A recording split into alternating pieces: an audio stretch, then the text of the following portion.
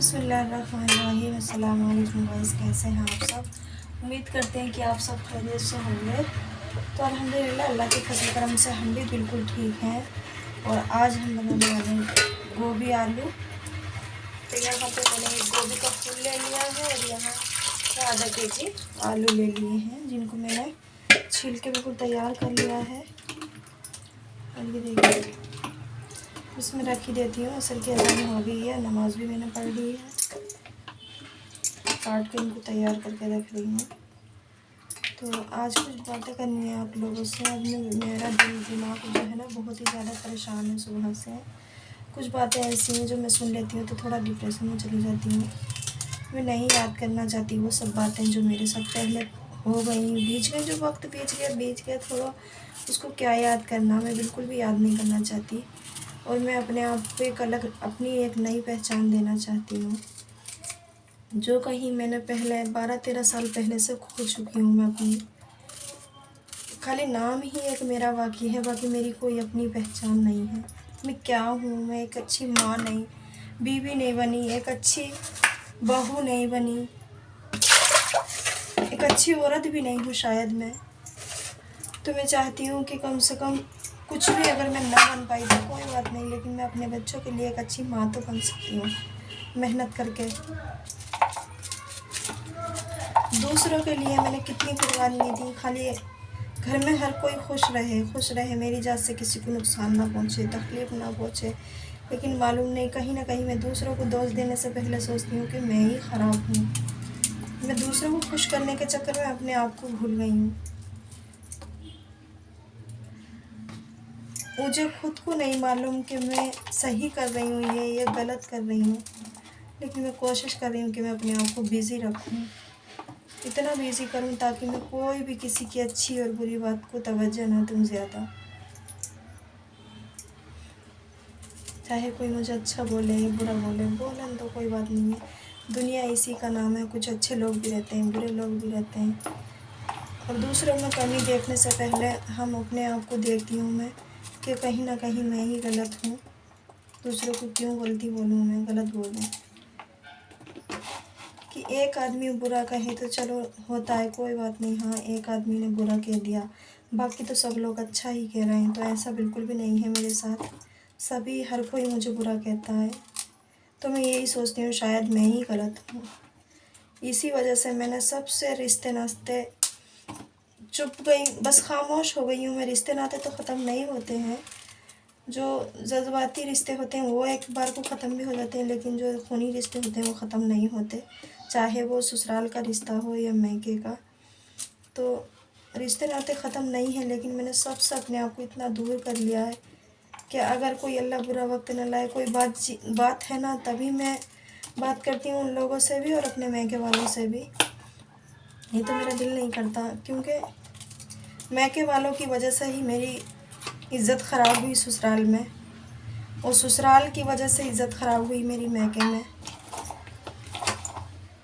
कहीं भी एक अगर मैं अब गांव को जाती हूँ, और काफ़ी दिनों के बाद जाती हूँ मैं गाँव को, 2-2 साल में, 1.5 साल में, तब लोग मुझे पूछते हैं कि अब सही रह रही है तू, अब तो सही रह रही है, अब तो कोई बात ना, अब तो लड़ाई झगड़े नहीं होते। तो मुझे बहुत तकलीफ़ होती है इस बात से भी कि हाँ मैं सही रह रही हूँ। सही हूँ, बस रब का शुक्र है जिस हाल में भी अल्लाह ने रखा। सही पहले भी सही थी, ऐसी बात नहीं है कि कोई भी वो थी, लेकिन हर घर में लड़ाई झगड़े होते हैं, कहीं कम कहीं ज़्यादा। लेकिन कुछ लोग ऐसे होते हैं कि अपना समझ के बहू बेटी की बातें छुपा लेते हैं। कुछ लोग ऐसे होते हैं कि उनकी कमी तलाश करने के लिए ना छोटी छोटी बातों के मौके देखते हैं। तो मेरे साथ भी कुछ ऐसा ही हुआ था। अगर मेरी छोटी भी गलती है ना तो उसे बढ़ावा देने के लिए बड़ी कर दिया, उसको कम नहीं किया। और आज भी मेरे साथ ऐसा हो रहा है। ऐसा नहीं है कि मैं गांव में ही थी तो ये सब होता था, यहाँ भी हो रहा है। क्योंकि मेरे शौहर इतने भी ख़राब नहीं हैं, वो बहुत अच्छे हैं, पहले से भी अच्छे थे मेरे साथ तो।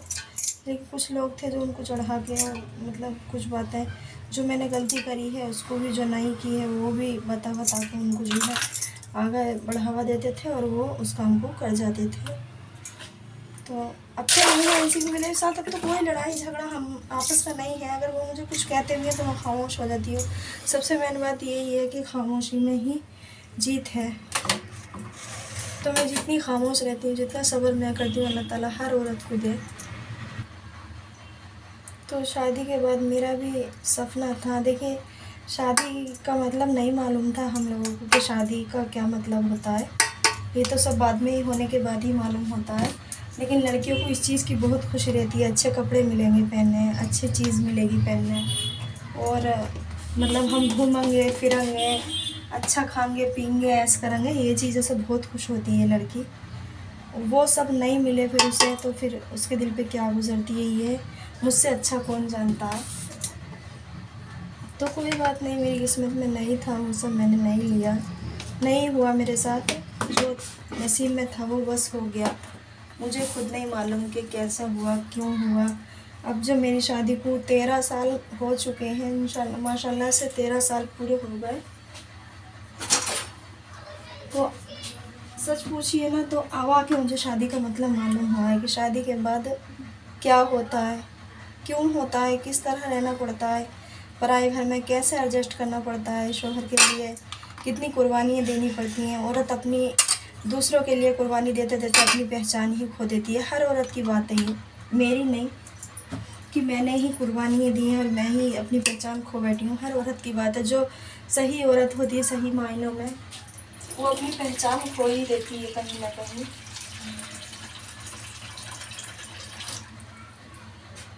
तो इसी तरह से मैंने भी अपनी पहचान खो दी, लेकिन मैं अब चाहती हूँ कि मेरी कोई नई अपनी पहचान बने। जब तक वो बेटी रहती है तब तक तो उसको कुछ दुनियादारी से मतलब ही नहीं रहता लड़की को, लेकिन जब वो बहू बनती है तो थोड़ी जिम्मेदारियों का मालूम हो जाता है। बीवी बनती है तो और ज़्यादा जिम्मेदारी, बीवी बनने की जिम्मेदारी, ससुराल में बहू बनने की जिम्मेदारी है, वो सब थोड़ा थोड़ा मालूम होना शुरू हो जाता है शादी के बाद में। लेकिन जब माँ बन जाती है तो फिर पूरी ज़िंदगी उसे किस तरह जीना है, किस तरह ज़िंदगी गुजारनी है, कितना सब्र करके रहना है, कितनी बर्दाश्त करके रहना है दूसरे की, वो सब माँ बनने के बाद में ही एहसास होता है। उससे पहले हमें एहसास नहीं होता। तो कुछ मेरे साथ भी इसी तरह से हुआ। मुझे बिल्कुल भी पहले से बिल्कुल भी अकल नहीं थी। बहुत थोड़ी सी उम्र में मेरी शादी हो गई थी।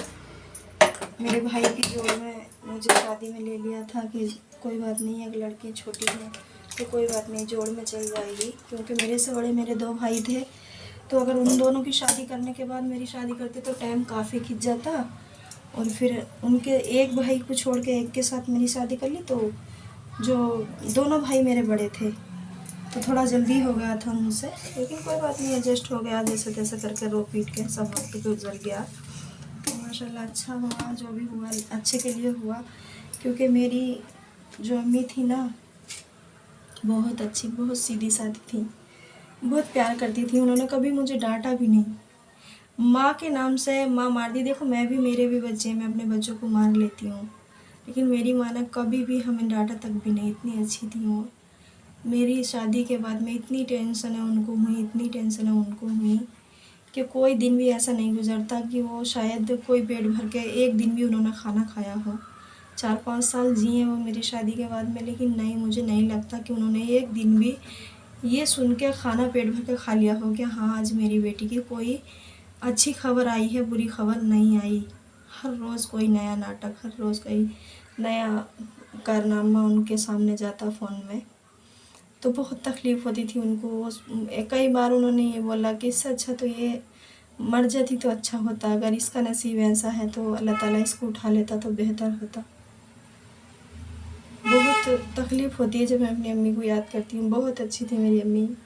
देखिए बेटियों के लिए माँ होना बहुत ज़रूरी होता है।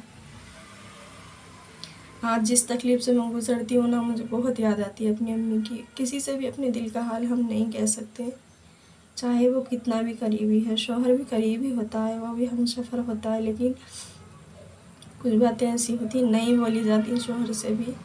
बेटी अभी मेरी छोटी है, उनसे थोड़ा बहुत बोलती हूँ तो वो तो बच्ची है, उनको मालूम नहीं होता, उनको क्या मालूम क्या बात है क्या नहीं।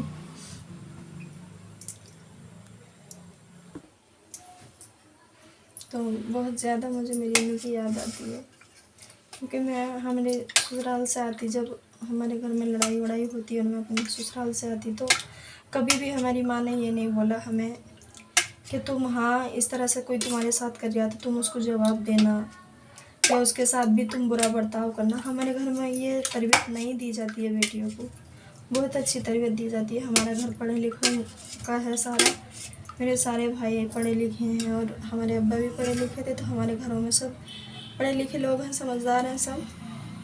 तो ये तरबियत नहीं करते हैं बेटियों को कि आपको अगर कोई बुरा बोल रहा तो आप उसको जवाब में बुरा ही जवाब दो।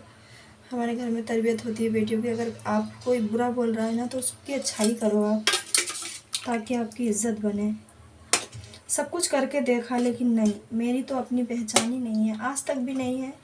जो मैं चाहती हूँ वो नहीं हूँ मैं, लेकिन मैं अब कुछ बनना चाहती हूँ। मेहनत करने के बाद देखो ज़रूर फल मिलता है एक नहीं भी। इंशाल्लाह ऐसा ही मेरे साथ भी होगा। मैं मेहनत करूँगी, कोशिश करूँगी जितनी हो सके आप लोगों तक वीडियो रोज़ाना डालूँगी, ताकि अल्लाह का हुक्म हो जाए और आप लोग मेरी सपोर्ट करें तो शायद मैं कुछ बन जाऊँ। तो देखिए काफ़ी लंबी हो चुकी है वीडियो और मैं इमोशनल हो जाती हूँ थोड़ा सा, क्योंकि माँ एक ऐसी चीज़ होती है जिस जब उसकी याद आती है तो फिर कुछ भी दुनिया की कोई भी खुशी हमारे सामने फीकी पड़ जाती है माँ बाप के लिए।